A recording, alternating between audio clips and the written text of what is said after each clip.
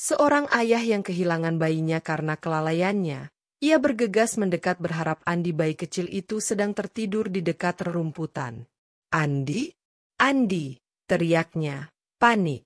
Ini adalah sebuah tragedi yang menguras air mata.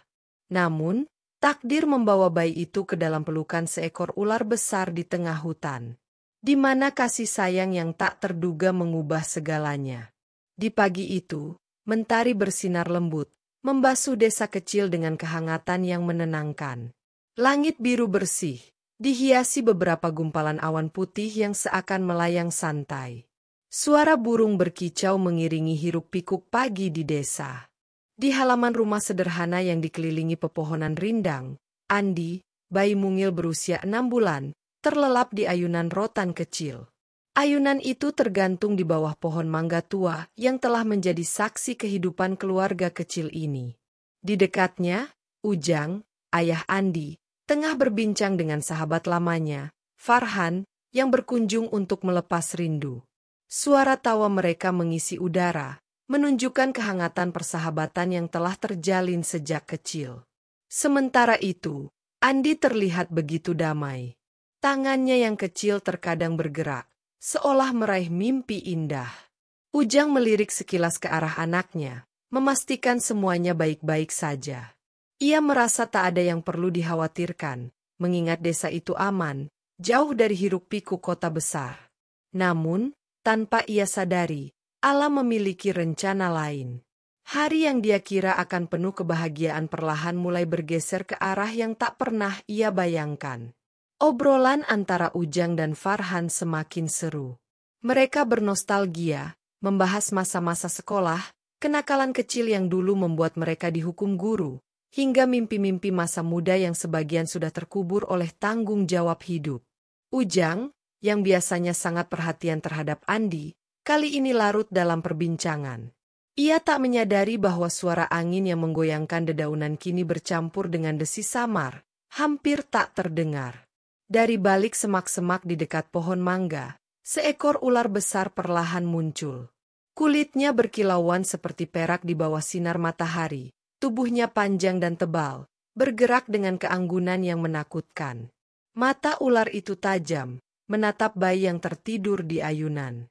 Ia merayap dengan sangat hati-hati, seolah tahu bahwa setiap gerakannya bisa mengundang perhatian. Ayunan bayi itu bergoyang lembut ditiup angin, membuatnya semakin menarik bagi ular yang mengira itu adalah mangsanya. Ujang sama sekali tak menyadari kehadiran ular itu. Tawa mereka berdua masih menggema, seakan menjadi latar belakang tragedi yang perlahan mendekat. Dalam sekejap, ular itu melingkarkan tubuhnya ke ayunan dan mengangkatnya dengan mudah. Dengan bayi kecil itu di dalam tubuhnya, ular itu merayap kembali ke dalam hutan, meninggalkan ayunan yang kosong bergoyang perlahan. Ketika akhirnya obrolan Ujang selesai, ia menoleh ke arah ayunan. Hatinya mencelos. Ayunan itu kosong.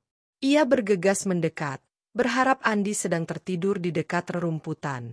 "Andi?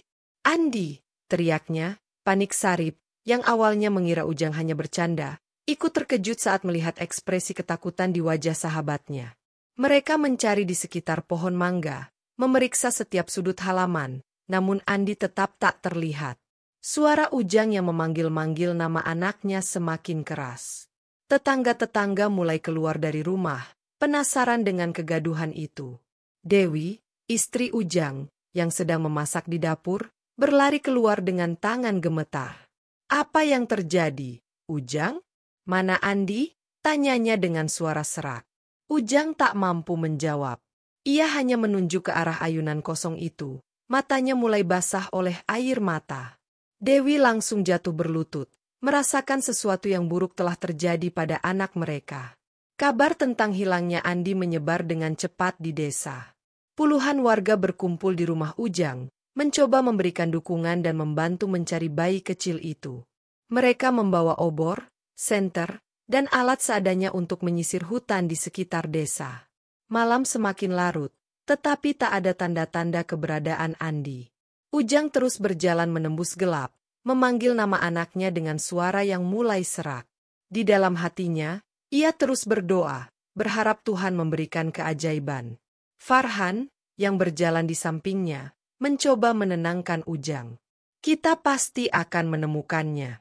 Jangan menyerah, katanya. Namun, Ujang hanya menggeleng, merasa bersalah karena telah lalai. Ia teringat betapa ia begitu asyik berbicara hingga lupa menjaga anaknya. Setiap langkah yang ia ambil terasa berat, seolah-olah rasa bersalah itu menjadi beban yang menekan tubuhnya. Ketika pagi menjelang, pencarian dihentikan sementara. Ujang duduk di tepi hutan, memandangi cahaya matahari yang mulai muncul di balik pepohonan. Ia merasa putus asa, namun di dalam hatinya, ia tahu bahwa ia tak akan pernah berhenti mencari anaknya. Jauh di dalam hutan, ular besar itu berhenti di sarangnya, sebuah gua kecil yang tersembunyi di balik semak belukar. Tubuhnya bergerak perlahan, lalu mulai memuntahkan bayi kecil yang tadi ditelannya. Ajaibnya, Andi masih hidup. Ia hanya menangis sebentar sebelum terdiam, matanya terbuka lebar, menatap makhluk besar di depannya. Ular besar itu mendekatkan tubuhnya ke bayi kecil itu, mencoba merasakan sesuatu yang berbeda. Ia tidak lagi merasa seperti predator yang baru saja menangkap mangsanya. Ada perasaan lembut yang mengalir dalam dirinya, sesuatu yang belum pernah ia rasakan sebelumnya. Ia memandang Andi dengan mata yang tenang, seolah mencoba memahami makhluk kecil ini.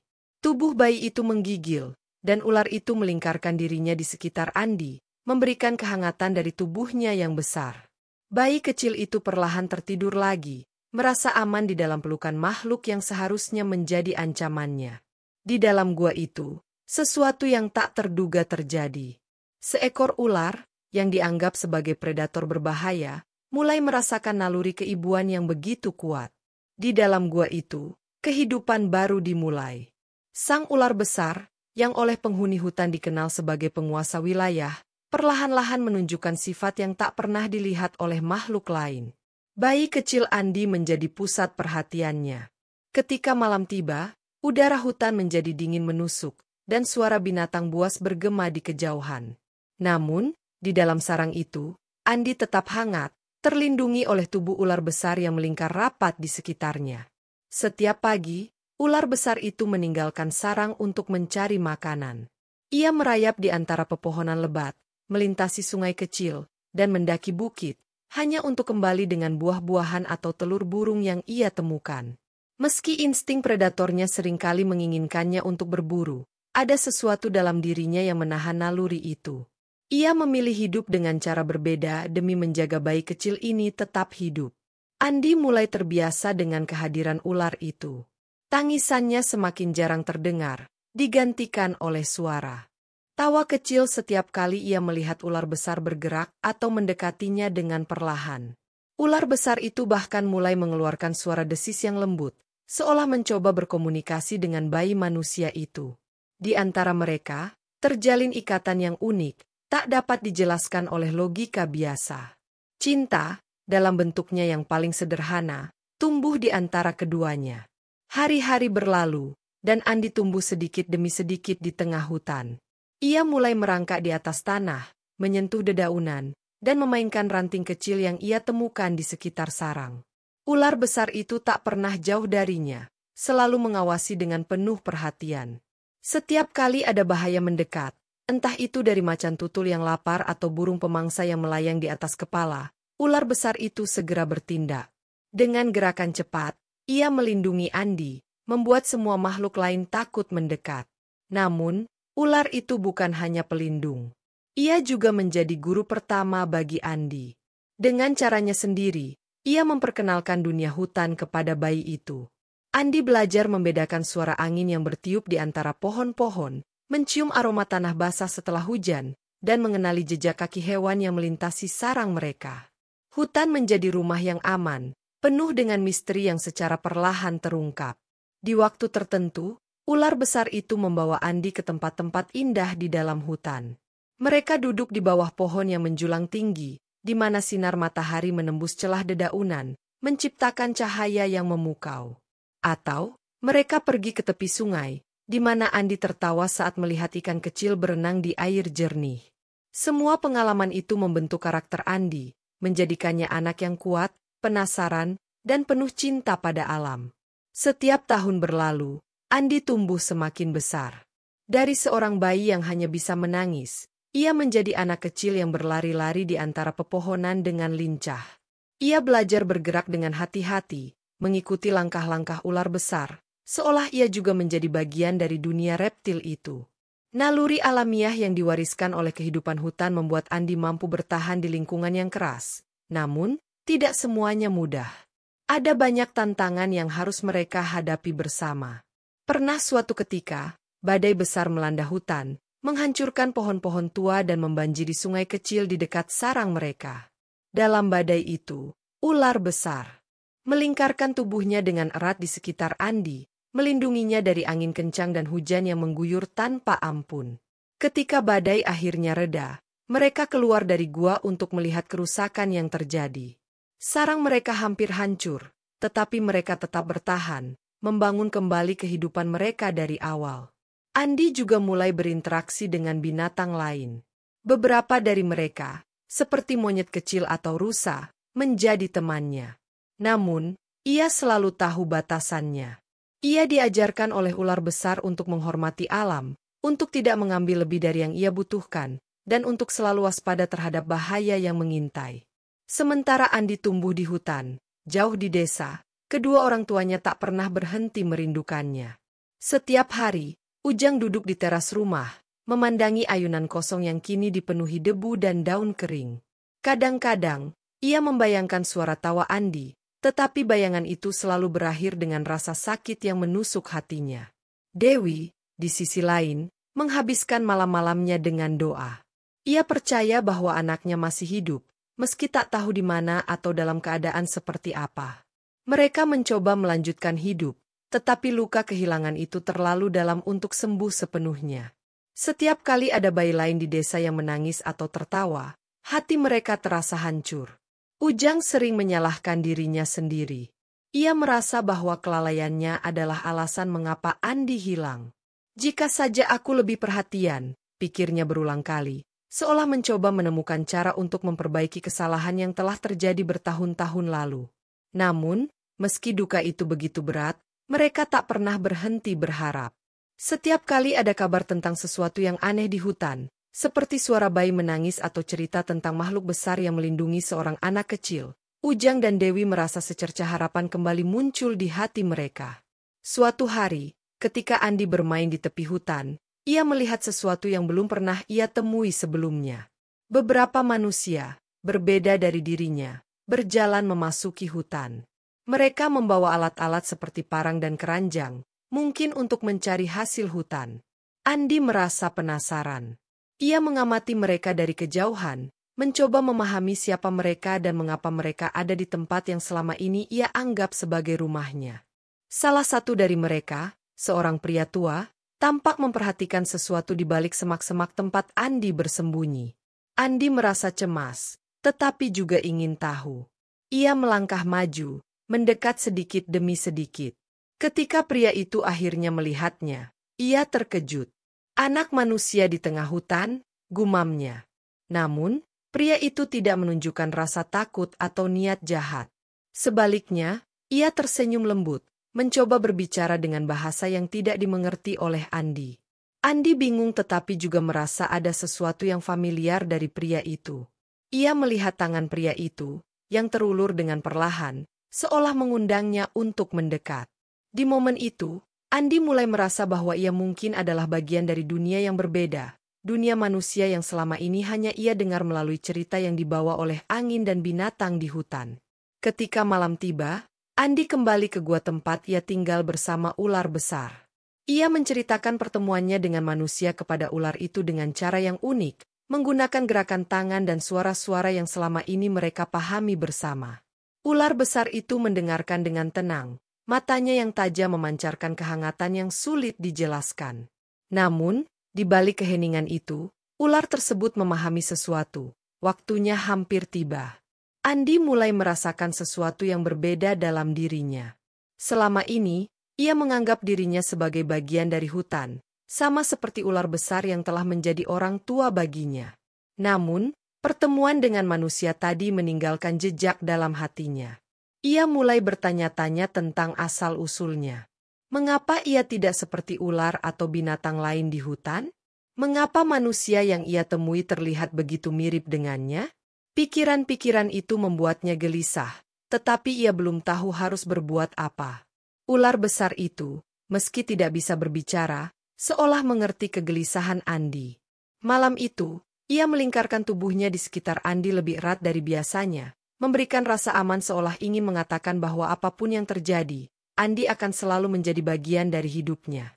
Namun, dalam hati kecilnya, ular itu tahu bahwa Andi mungkin harus pergi suatu hari nanti untuk menemukan jawaban atas pertanyaan-pertanyaan yang mulai memenuhi pikirannya. Keesokan harinya, Andi duduk di tepi sungai, merenung. Ia memandangi bayangannya sendiri di permukaan air yang tenang. Wajahnya, dengan rambut hitam yang lebat dan mata tajam, tampak asing baginya sendiri. Ia memikirkan semua yang telah ia pelajari dari hutan, dari ular besar, dan dari binatang lain. Namun, ia merasa ada sesuatu yang hilang, sebuah bagian dari dirinya yang ia belum temukan. Andi akhirnya memutuskan untuk berbicara dengan ular besar, meskipun ia tahu pembicaraan ini akan sulit. Dengan suara lembut yang penuh rasa hormat, ia mencoba menjelaskan keinginannya untuk mencari tahu siapa dirinya sebenarnya. Ular besar itu mendengarkan dengan tenang, matanya yang bersinar seolah dipenuhi emosi. Meski tidak berkata apa-apa, ular itu mengangguk perlahan, sebuah gerakan kecil yang penuh makna. Ia tahu, waktu untuk melepaskan Andi telah tiba. Saat Andi mulai berjalan meninggalkan gua, ular besar itu mengikutinya hingga tepi hutan. Ia ingin memastikan bahwa Andi akan baik-baik saja.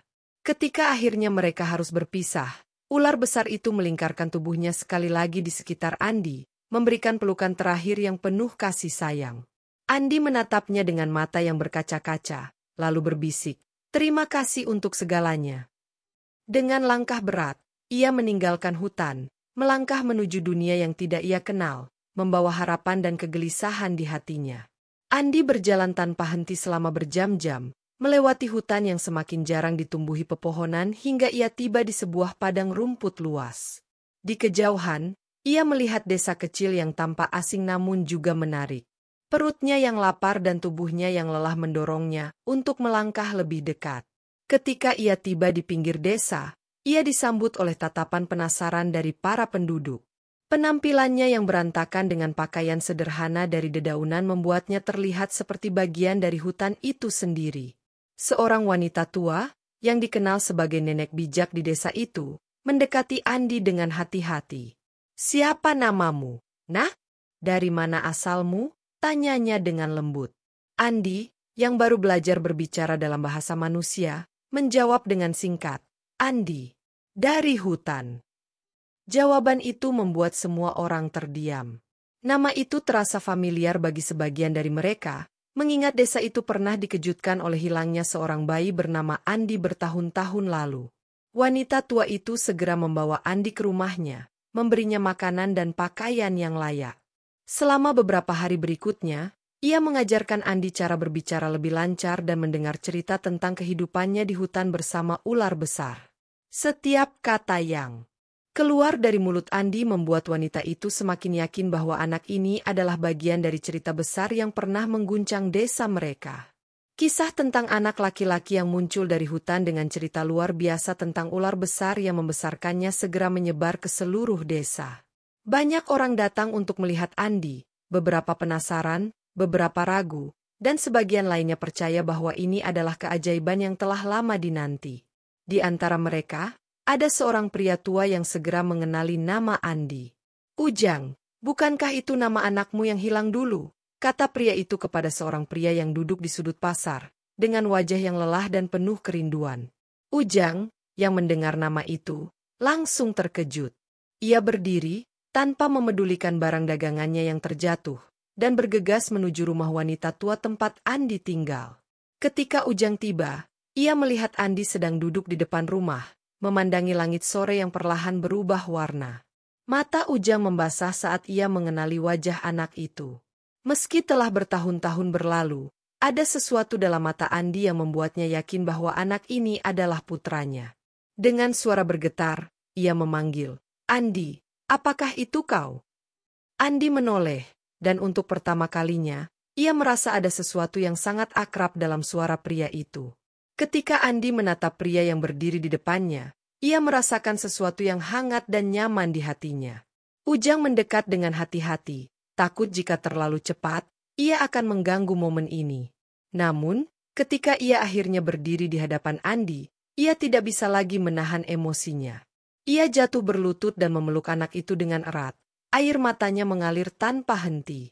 "Maafkan ayah, nak. Ayah tidak bisa melindungimu waktu itu," ucapnya sambil terisak. Andi, meski bingung, membalas pelukan itu. Untuk pertama kalinya, ia merasakan kehangatan yang berbeda dari apa yang ia rasakan dari ular besar. Ia merasa bahwa pelukan ini adalah miliknya, sesuatu yang selama ini ia cari tanpa ia sadari. Di belakang mereka, Dewi, ibu Andi, muncul dengan wajah yang penuh haru. Ketika ia melihat anak yang selama ini ia doakan kembali dalam pelukan suaminya, ia berlari mendekat dan memeluk keduanya. Orang-orang yang menyaksikan momen itu tidak bisa menahan air mata mereka.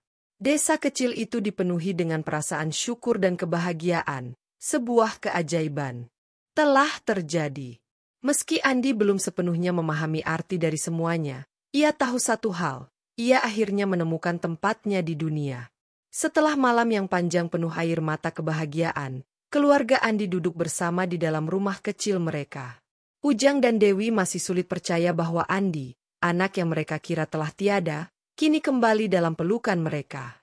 Dengan suara lembut, Andi mulai menceritakan kehidupannya selama di hutan.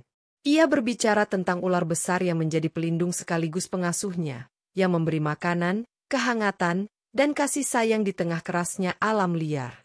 Dewi mendengarkan dengan hati yang bercampur aduk. Ia merasa bersyukur bahwa anaknya tetap hidup, tetapi juga merasa getir memikirkan bahwa ular, makhluk yang selama ini ia anggap menakutkan, menjadi sosok yang menggantikan perannya sebagai ibu. "Jadi, ular itulah yang merawatmu selama ini?" tanya Dewi, suaranya sedikit gemetar. Andi mengangguk sambil tersenyum, seolah mengenang momen-momen berharga bersama ular besar itu. Ia menggambarkan bagaimana ular itu melindunginya dari ancaman hewan buas, mengajarkannya mengenal alam, dan bahkan menemaninya saat ia merasa takut atau kesepian. Ujang, yang biasanya tegar, tak kuasa menahan air mata. Ia merasa bersalah atas kelalaiannya di masa lalu. "Andi, ayah tidak pernah berhenti mencarimu. Setiap hari ayah berdoa agar suatu hari kau kembali," katanya. Andi, meski belum sepenuhnya memahami kedalaman emosi ayahnya, memegang tangan Ujang dengan erat. "Aku tahu, ayah. Ular itu sering mengajakku ke tepi hutan. Aku merasa ada sesuatu yang memanggilku, tapi aku tak tahu itu apa. Mungkin itu doa-doamu." Beberapa hari setelah Andi kembali, ia mulai merasa gelisah. Ia tak bisa melupakan ular besar yang telah menjadi bagian penting dari hidupnya. Meski ia bahagia bersama orang tuanya, ada rasa rindu yang terus menghantui. "Ayah, ibu, aku ingin mengunjungi ular itu. Aku ingin mengucapkan terima kasih," kata Andi suatu pagi. Awalnya, Ujang dan Dewi merasa ragu. Bagaimana jika ular itu berbahaya? Namun, melihat keyakinan di mata Andi, mereka akhirnya setuju untuk menemaninya. Perjalanan menuju hutan terasa penuh dengan emosi. Ujang membawa parang untuk berjaga-jaga, meskipun Andi berulang kali meyakinkannya bahwa ular itu tidak akan menyakiti mereka. Ketika mereka tiba di dekat gua tempat Andi dulu tinggal, ia memanggil dengan suara khas yang biasa ia gunakan untuk memanggil ular besar. Butuh beberapa saat, tetapi akhirnya ular itu muncul, melata dengan anggun dari balik semak-semak. Dewi tercekat melihat makhluk besar itu, sementara Ujang berdiri kaku, memegang erat parang di tangannya. Namun, Andi berlari ke arah ular itu dengan senyuman lebar, memeluk tubuh besar yang melingkar lembut di tanah. Ular besar itu menatap Ujang dan Dewi dengan mata yang tenang, tanpa sedikit pun tanda permusuhan. Andi berbicara kepada ular itu dengan penuh semangat, seperti seorang anak yang berbicara kepada orang tua yang lama tak ditemui. Melihat itu, Ujang perlahan meletakkan parangnya. Ia menyadari bahwa makhluk ini, meskipun terlihat menakutkan, telah menjadi penyelamat putranya. Ujang maju mendekat, meski tubuhnya gemetar. Ia berlutut di depan ular besar itu, menundukkan kepala sebagai tanda hormat. Aku tidak tahu bagaimana cara membalas budi baikmu, katanya dengan suara serak. Kau telah menjaga anakku ketika aku gagal melakukannya. Dewi, yang biasanya lebih pendiam, juga mendekat sambil menahan tangis. Ia memegang tangan Andi, lalu menatap ular besar itu dengan mata penuh syukur. Terima kasih karena telah memberinya kehidupan, ketika kami hampir kehilangan harapan, katanya. Ular besar itu tampak memahami emosi yang terpancar dari manusia di depannya. Dengan gerakan perlahan, ia mendekatkan kepala besarnya ke arah Andi, seolah memberikan salam terakhir. Andi memeluk kepala ular itu dengan erat, air mata mengalir di pipinya. Aku tidak akan pernah melupakanmu, bisiknya. Ular besar itu hanya mendesis pelan, suara yang bagi Andi terdengar seperti jawaban penuh kasih. Setelah beberapa saat yang penuh keheningan, ular besar itu perlahan mundur. Ia melata kembali ke dalam hutan, menghilang di antara pepohonan lebat. Andi berdiri di tempatnya, menatap ke arah ular itu pergi. Meski hatinya berat, ia tahu bahwa ini adalah akhir dari sebuah bab dalam hidupnya. Namun, ia juga tahu bahwa kenangan bersama ular itu akan selalu hidup dalam dirinya. Kepulangan dari hutan membawa makna baru dalam kehidupan keluarga Andi. Ujang dan Dewi mulai melihat dunia dari perspektif yang berbeda. Mereka belajar menghargai alam dan semua makhluk di dalamnya. Ular besar yang telah menjadi bagian dari hidup Andi mengajarkan mereka bahwa cinta dan kasih sayang tidak mengenal bentuk atau rupa. Ia datang dari hati, tanpa memandang apakah itu manusia atau binatang. Andi, yang kini hidup di desa bersama orang tuanya, membawa banyak pelajaran dari hutan. Ia menjadi anak yang bijak andina, penuh rasa ingin tahu, dan selalu menghormati alam sekitarnya. Ia sering menceritakan kisahnya kepada anak-anak di desa, mengajarkan mereka untuk tidak takut pada alam, melainkan menjaganya. Kisah tentang ular besar yang menjadi pelindung Andi menyebar luas, menjadi legenda yang menginspirasi. Namun, meski ia telah kembali ke kehidupan manusia, Andi tak pernah melupakan rumahnya di hutan. Ia sering berjalan ke tepi hutan, berdiri di tempat di mana ia terakhir kali melihat ular besar itu. Ia akan memejamkan mata, mendengar suara angin, dan merasakan kehadiran makhluk yang pernah menjadi keluarganya. Kisah Andi dan ular besar itu akhirnya menjadi bagian dari sejarah desa. Orang-orang mengenangnya sebagai sebuah keajaiban yang mengajarkan pentingnya kasih sayang dan harmoni dengan alam. Anak-anak sering mendengar cerita itu dari orang tua mereka, tentang bagaimana seekor ular besar, yang seharusnya menjadi ancaman, justru menjadi pelindung seorang anak manusia.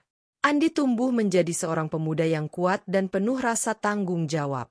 Ia memutuskan untuk menggunakan hidupnya untuk melindungi hutan, tempat di mana ia pernah menemukan cinta dan keluarga dalam bentuk yang tidak biasa.